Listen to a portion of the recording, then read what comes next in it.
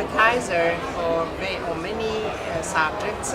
Everyone was interesting, and I was happy to be here. Yes, I found that it was a really great and really exciting event, very original since the contribution were really so diverse to illustrate the big biodiversity that we have in Italy concerning the foods.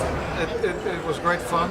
The food and the wine were fantastic, and the talks were interesting. They had some really nice speakers, and I think it was a nice kaleidoscope of Italian science in the bio area. It was really good.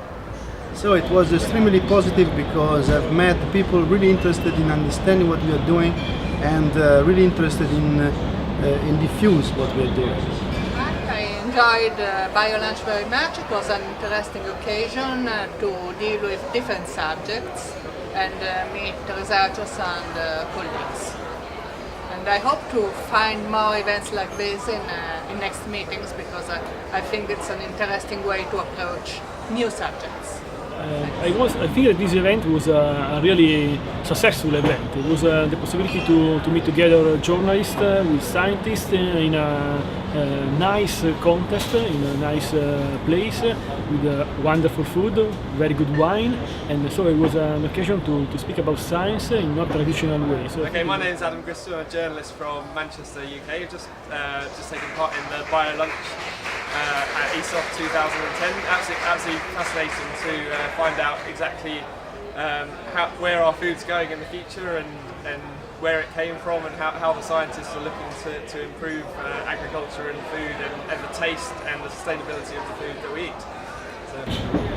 This event was very interesting, a very new experience. I've never been in a Biolunch event, and it's a really good opportunity to get in touch with journalists and trying to leave them a message in a few minutes. Meanwhile, they are eating and drinking and maybe also talking to each other. I found this to be, as I said, one of the most professionally run and well organized events of this entire meeting. Is that one, you've got an idea, you've got a theme, and you stick with that theme, and you actually enhance it by, in this case, by food and wine, which helps certainly. But I think more than that it was the solidity and of the scientific presentations. They were actually good and they were well presented. The people who presented them obviously showed a real interest and passion for what they were doing, and that's very important. So yeah, everything was great. The organization was good. The food and the wine.